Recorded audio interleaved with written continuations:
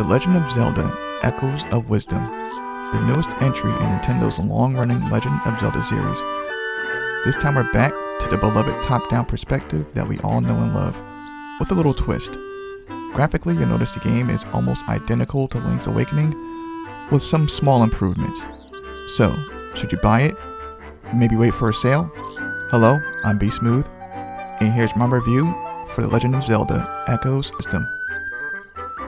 The game starts with the usual main protagonist Link doing what he does best, saving Zelda for the 100th time. As Link, you'll encounter some enemies on your way to doing so.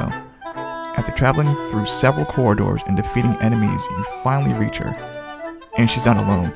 That's right, our old foe, Ganon, has captured her again. This is where you'll fight your first boss. That's right, we're fighting Ganon right off the bat. After a pretty fierce fight, Ganon stakes his spear into the ground and retreats. When Link goes to save Zelda, Ganon's spear seems to create a rift in the ground. Link falls into the rift, but before he sinks, he manages to fire off an arrow at the crystal encasing Zelda. Zelda breaks free from the crystal, but has to hightail it out of there because the rift starts to grow. She finally escapes, and this is where her adventure begins. After some events take place, you meet Tri. Tri and Zelda talk, and they agree that they have to help save those who have fallen into the rift.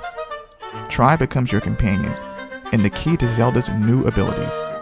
Tri creates the Tri-Rod and gives it to Zelda. The Tri-Rod is what Zelda uses to create echoes. Echoes are copies of objects and monsters out in the world that you can create. Your echoes are very essential to the game overall. Whether you're trying to reach new heights, or you're surrounded by enemies, a well-chosen echo can get you through almost any situation. Now don't go thinking that you can create as many echoes as you like. You're limited to how many you can create. If you look closely at Tri, you'll see he has little triangles following him. These triangles represent Tri's current amount of echoes he can help Zelda create. Every echo has a cost. Some echoes can cost 1 triangle, while others can cost 2, 3, or more. Tri can also be used to bind to objects and monsters. You can bind to and move objects that you wouldn't normally be able to move on your own. Bind is very similar to Ultra Hand from Tears of the Kingdom. You can also bind to objects and echoes of monsters and follow them to help you reach difficult places. Let's talk about combat. Combat is very unique in this game. As Zelda, for the most part, you don't directly attack enemies. You will primarily use echoes of monsters that you have unlocked to help you in combat. After you summon an echo of a monster, they will follow you around Hyrule and attack any other enemy they see. You can lock onto an enemy and have all your current echoes target that single enemy. Different echoes have different attacks and different angles they can attack from. Echoes with swords or axes attack up close. Echoes with spears or boomerangs attack from a distance. And echoes that fly attack from above. Depending on the situation and the enemy, you'll have to choose the correct echo to attack with. Like I mentioned earlier, you're limited to the amount of echoes you can make. Weaker monsters have a cheaper cost, while stronger ones have a higher cost. So you have to choose your team of echoes wisely. Now remember when I said Zelda doesn't directly attack enemies? That's not entirely true. Zelda can enter a form called Sword Fighter.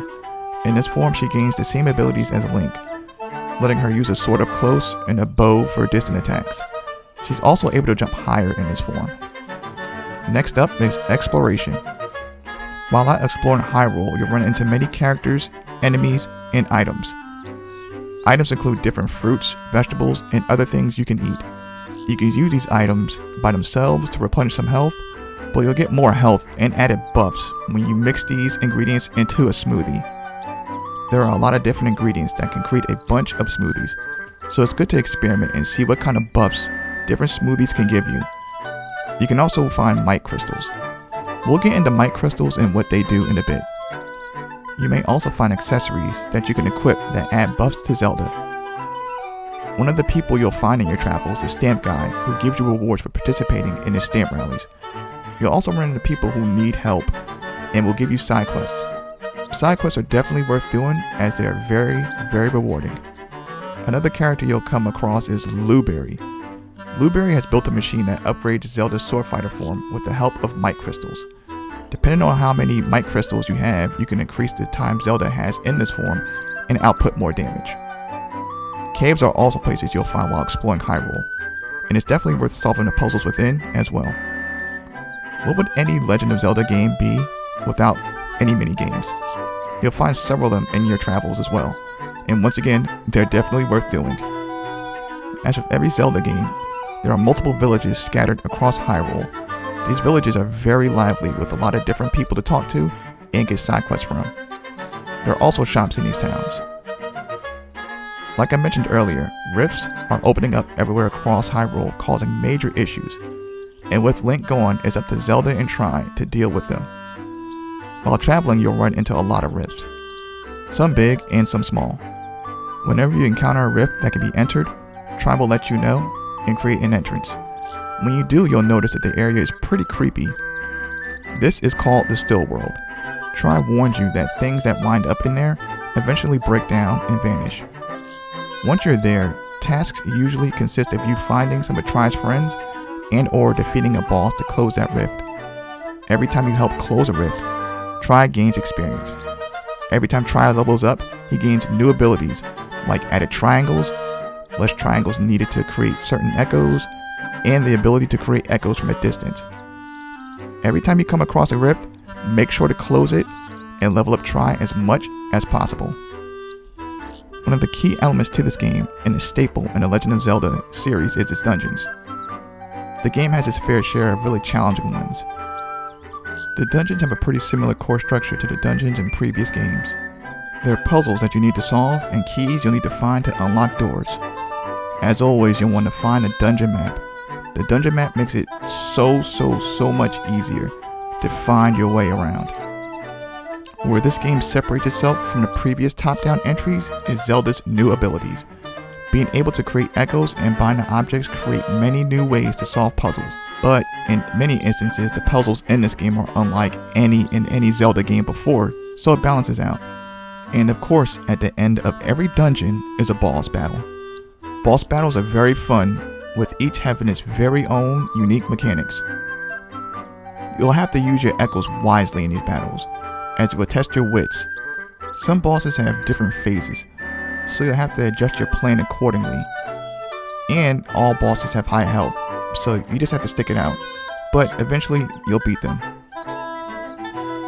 In some dungeons you'll come across Link, who is somehow being manipulated.